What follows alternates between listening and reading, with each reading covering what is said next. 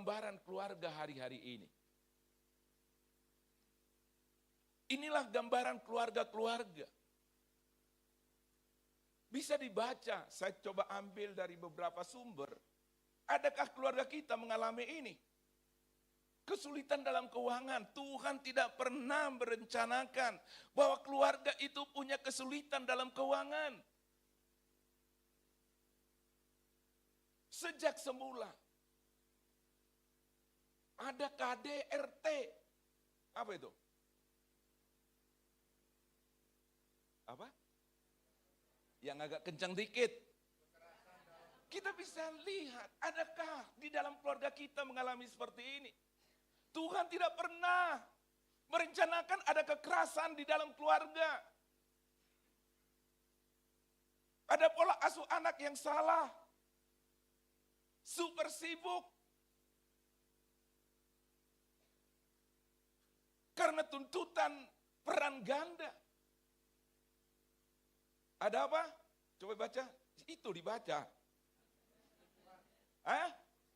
Kencang dikit. Apa? Perselingkuhan. Ini terjadi dan Tuhan tidak pernah merancang ini. Mereka yang hidupnya segambar serupa dengan Tuhan, ini tidak akan mungkin terjadi. Ada hubungan yang rusak. Terikat. Apa? Medsos. Halo? Mana lebih lama pegang main medsos daripada saat teduh? Nonton YouTube dan segala macam mana? Mana lebih seru? Saat teduh atau lihat itu TikTok-TikTokan? Anak muda. Tuhan mau agar kita sibuk dengan Tuhan, amin.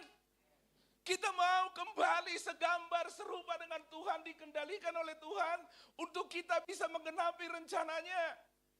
Tuhan mau selamatkan kita dari hal ini. Ini yang lebih parah lagi, judi online. Ada lagi pinjam online. Dan ada, terpaksa harus melakukan pekerjaan ilegal. Pekerjaan yang ilegal.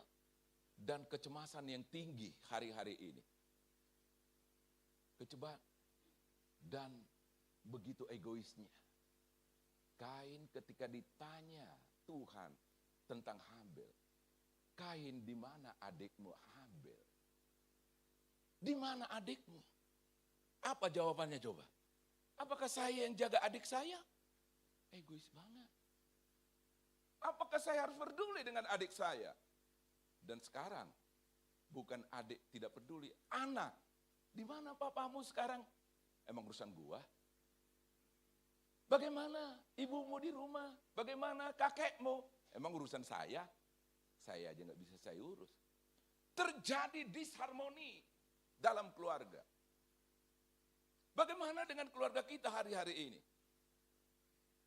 Apakah kita benar akur, rukun, harmoni? Dan terjadi disharmoni tanpa harapan dan kehilangan arah. Yang penting punya rumah, bisa tidur, dapat kerjaan, makan, bisa shopping. Seperti itu. Inilah kondisi keluarga. Ketika keluarga itu keluar dari apa yang Tuhan rencanakan. Ketika keluarga itu sudah memberontak kepada Tuhan. Dan saya yakin bahwa kejahatan yang lebih dahsyat lagi akan terjadi ketika keluarga itu tidak kembali kepada Tuhan.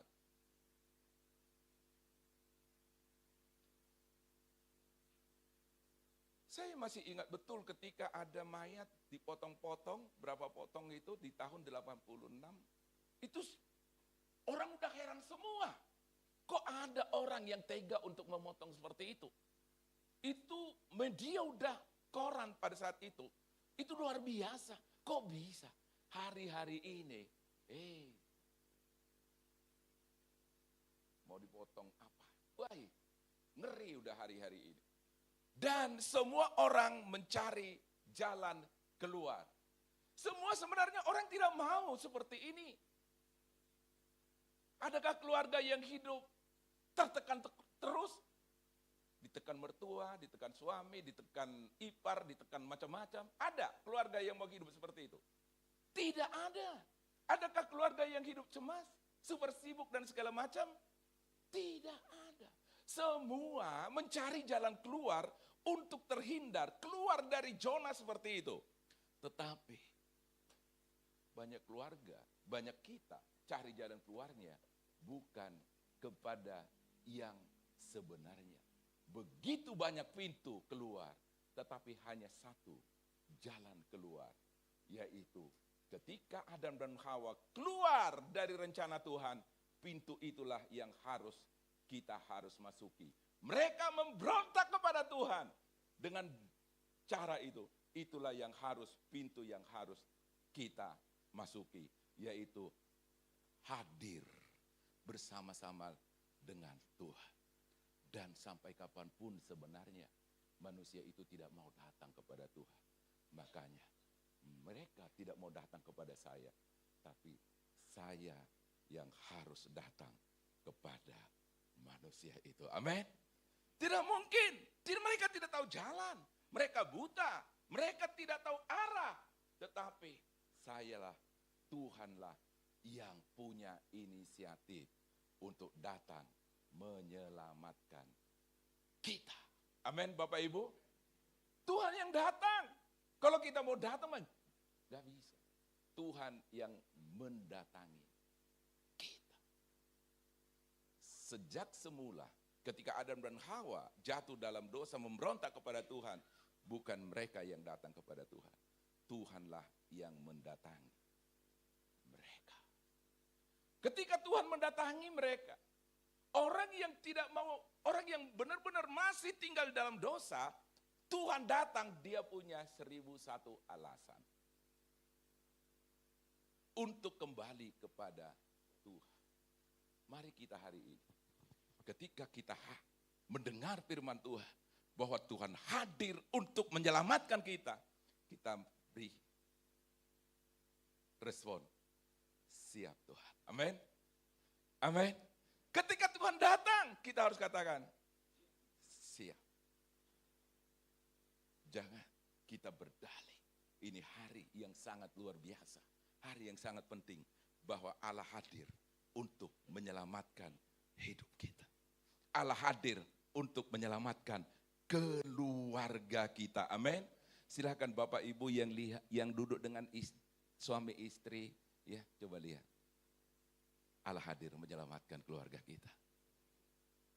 Jangan sok super sibuk. Jawaban super sibuk melulu TikTok 1 jam gak kerasa. Hai. Mari kita kembali kepada gambarnya Tuhan. Saya mau katakan bahwa Yesus itu berkorban itu bukan di kayu salib. Itu puncak, tetapi Yesus pengorbanannya adalah ketika dimulai sejak semula. Tuhan berkorban. Karena apa? Rencana saya rusak. Desain saya rusak. Rencana kekal saya kok rusak. Yang tadinya manusia ini harus memenuhi bumi ini. Yang saya lihat adalah orang-orang yang segambar dengan saya. Tetapi sejak hari ini saya tidak melihat lagi orang yang segambar dengan saya. Saya melihat orang yang sudah memberontak kepada saya. Itu adalah hati seorang bapak itu begitu perih. Saya bukan merencanakan seperti ini. Tapi saya rencanakan engkau menikmati apa yang sudah saya tetapkan. Tetapi engkau, hai Adam, hai Hawa, engkau akan berpeluh, engkau akan sulit. Ada seorang papa yang sangat kaya, senang melihat anaknya begitu susah. Seharusnya kamu makan tidak harus berkeringat. Kamu punya ini tidak harus pakai keringat dan segala macam. Semuanya tersedia bagimu. Tetapi saat ini, mulai saat ini, Saya harus melihat kamu menderita. Saya harus melihat kamu begitu berpeluk, cemas dan segala macam. Hati Bapak hancur.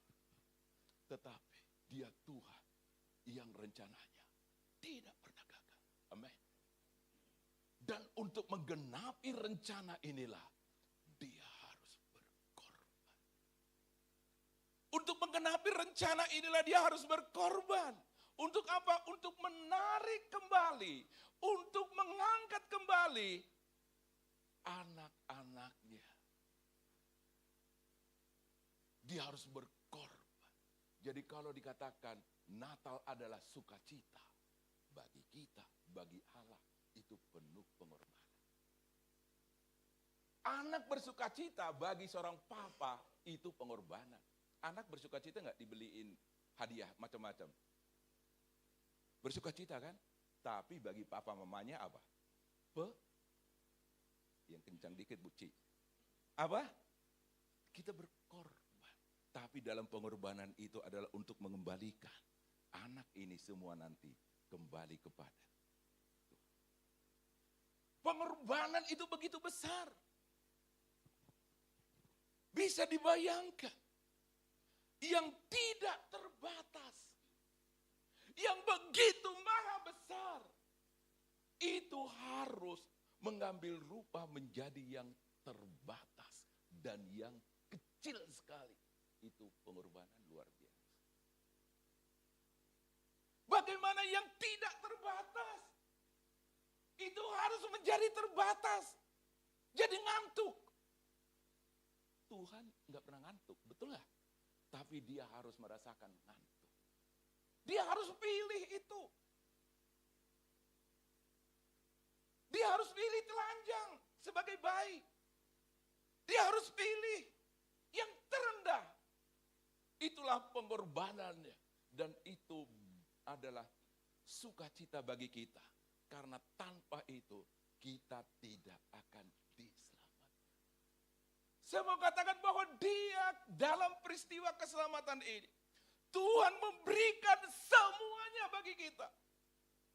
Dia yang tidak terbatas. Dia mau menjadi terbatas. Bukan hanya terbatas dalam ukuran manusia dan yang terkecil. Itulah Tuhan pengorbanannya bagi kita untuk kita diselamatkan. Saya memang susun dalam PowerPoint tapi saya nggak akan sampaikan. Nanti akan saya minta untuk langsung halaman berapa. Nah inilah pengorbanan inilah yang selama ini kita ada dua peristiwa di Natal ini. Ada sukacita yang besar yang harus kita terima.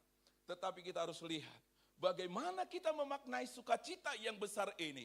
Ada pengorbanan yang besar yang terjadi di sana. Seberapa besar kita menghargai pengorbanan ini, maka sebesar itulah kita akan merefleksikan sukacita kita itu di bumi ini. Tanpa kita bisa melihat bahwa ada pengorbanan yang besar yang terjadi untuk kita diselamatkan, kita tidak akan bisa menghargai keselamatan itu.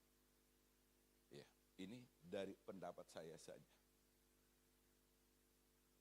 Resiko Yesus, Tuhan jadi manusia, maka dari wujud manusia seperti ini, maka selamanya Dia akan menjadi wujud seperti ini. Karena pada kedatangannya yang kedua, Dia akan datang sama seperti Dia naik ke surga. Dia memilih.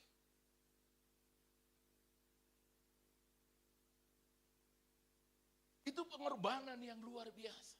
Dia samakan dirinya. Sekarang, ketika kita Allah hadir dalam kehidupan kita, Tuhan hadir dalam kehidupan kita, bagaimana? Dia sudah memberi segala-galanya. Yang tidak terbatas itu menjadi terbatas. Yang kekal itu menjadi fana. Kalau kita ditanya, jadi sangat malu sebenarnya ketika saya memaknai Natal ini. Uang saya aja kadang-kadang saya harus hitung-hitungan untuk persembahan untuk Natal. Untuk peristiwa seperti ini, bahwa orang yang akan saya sambut itu, dia memberikan semuanya. Ketika saya mengingat itu,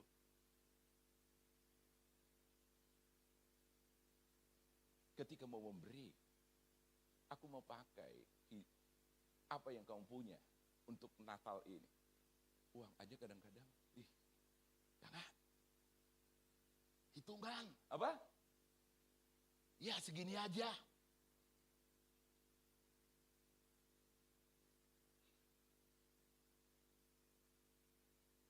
Saya mau sampaikan, kenapa Maria dan Yusuf, mereka dipakai Tuhan. Untuk Tuhan hadir di muka bumi ini. Ya, silakan ada bagaimana caranya. Ada di slide itu langsung bagaimana caranya saja. Iya. Saya mau baca Matius pasal yang 1. Ayatnya 24, 21 sampai 25. Ya, sebelum ya ini. Ia akan melahirkan anak laki-laki dan engkau akan menamakan dia Yesus. Ia akan melahirkan. Karena dialah yang akan menyelamatkan umatnya dari dosa mereka. Dari pemberontakan mereka. Dan akibat dosa kekacauan yang mereka alami. Hal itu terjadi supaya genaplah yang difirmankan Tuhan oleh Nabi. Nabi-nabi sebelumnya. Sesungguhnya anak darah itu akan mengandung dan melahirkan seorang anak laki-laki. Dan mereka akan menamakan dia Immanuel. Tuhan beserta dengan kita. Sesudah bangun dari tidurnya, Yusuf berbuat seperti yang diperintahkan malaikat Tuhan itu kepadanya. Ia mengambil Maria sebagai istrinya, tetapi tidak bersetubuh dengan dia sampai ia melahirkan anak laki-laki. Dan Yusuf menamakan dia Yesus. Ya, saya mau sampaikan, Yesus lahir untuk menyelamatkan keluarga. Bagaimana kita menyambutnya? Amin. Bagaimana supaya Yesus itu benar-benar tinggal di dalam keluarga kita. Bagaimana kita menyambutnya. Orang datang belum tentu masuk ke rumah kita karena kita nggak sambut, betul nggak? Tok, tok, tok, tok, siapa? Ini, ya nggak usah dibuka. Masuk nggak dia? Hah? Enggak. Orang baik nggak mungkin ngedobrak. Maling iya. Dia akan krek, gitu kan? Ya silakan. Kalau mau dibuka, saya masuk. Kalau tidak, saya nggak akan paksa. Tapi sekarang, bagaimana caranya untuk kita bisa menyambut Yesus itu hadir dalam keluarga kita? Amin.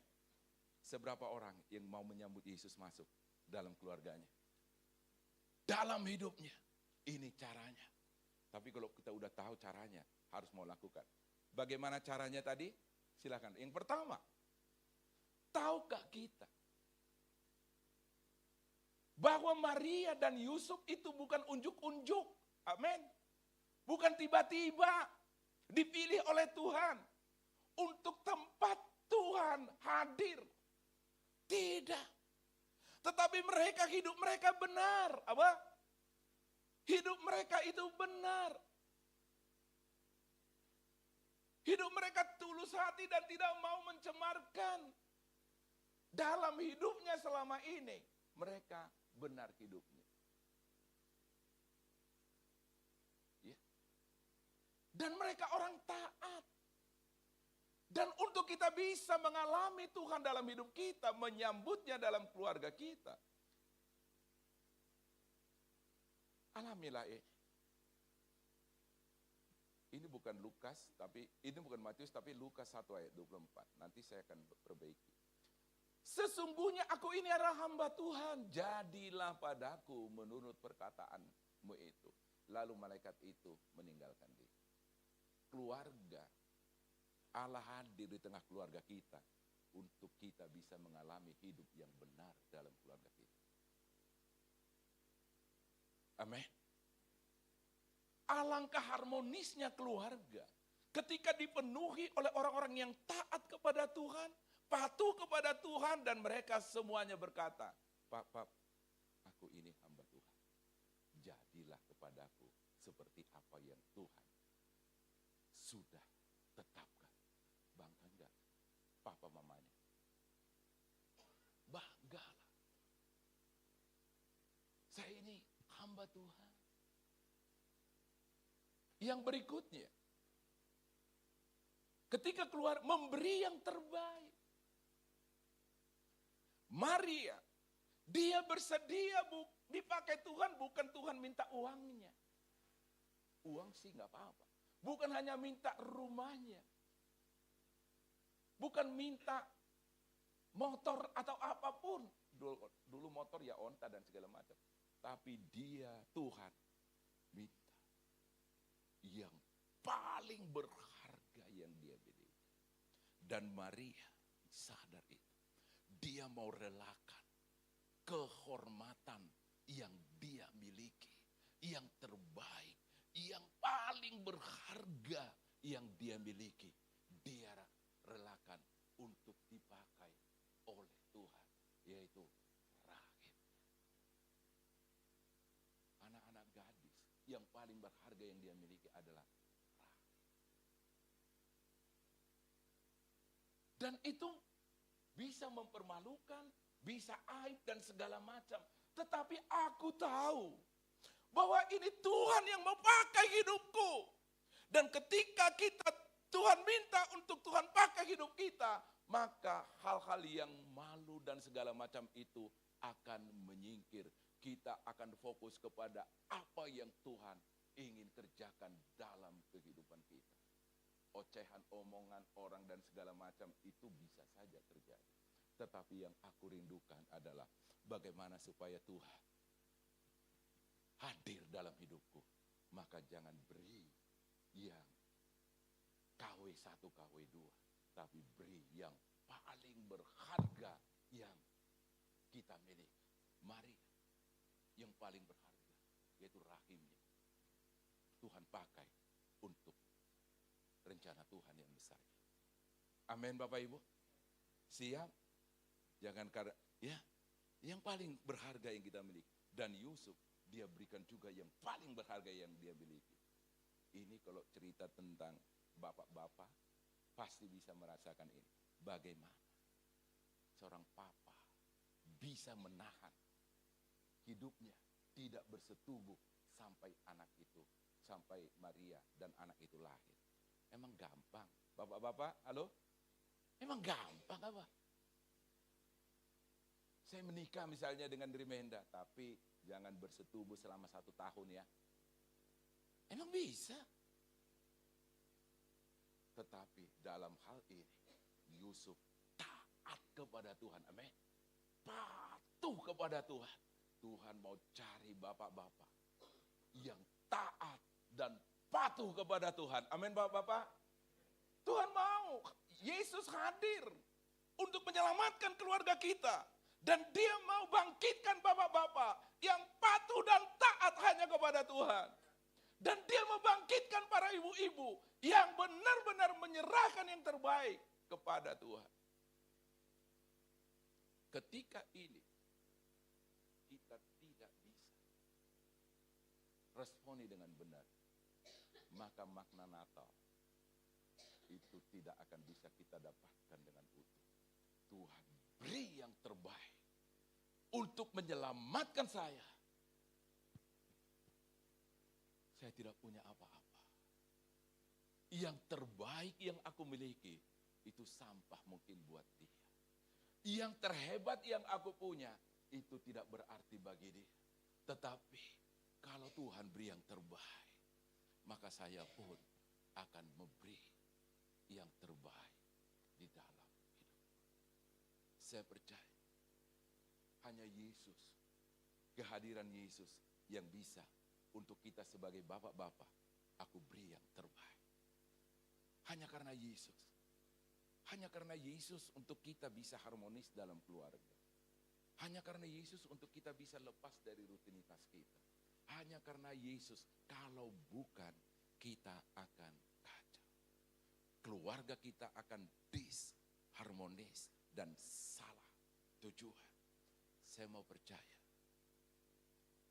bahwa kehadiran Yesus dalam keluarga kita untuk mengembalikan keluarga kita kepada tujuannya. Amin. Dan kalau hari-hari ini keluarga kita seperti tanpa tujuan, tidak mau ambil bagian dalam rencana Tuhan ini, hari ini kita harus kembali kepada Tuhan. Iblis akan kecoh papa mama, iblis akan kecoh anak-anak, dan iblis akan kecoh juga kalau ada mertua di rumah kita. Ada mertua kan? Kecoh juga itu supaya ada kekacauan. Itu baru 3. Suami, istri, anak-anak, mertua. Kalau ada ipar di rumah gimana? Iya kan? Kalau ada ipar di rumah tambah kacau lagi gak? Kalau tidak ada di dalam Tuhan. Bisa-bisa keluar omongan. Papanya ngomong sama mamanya. Begitu. Sekarang saya usir itu. Ipar supaya jangan kita recok lagi. Tambah diusir tambah recok. Tambah masalahnya. Tadinya masalah dari sini melebar ke kampung. Betul nggak? Saya diusir. Saya di ini. Ya, apalagi mertua gitu kan. Udah di rumah gitu kan. Awalnya sih enak-enak. Tahu-taunya terjadi perselisihan. Sebentar lagi ya, saya suruh pulang itu mertua. Nggak menyelesaikan masalah. Yang menyelesaikan masalah adalah sambutlah Yesus dalam keluarga kita. Amin. Sambut dia akan pulihkan. Dia akan sembuhkan. Dan dia akan membuat keluarga kita harmonis. Mari kita lihat drama berikut ini.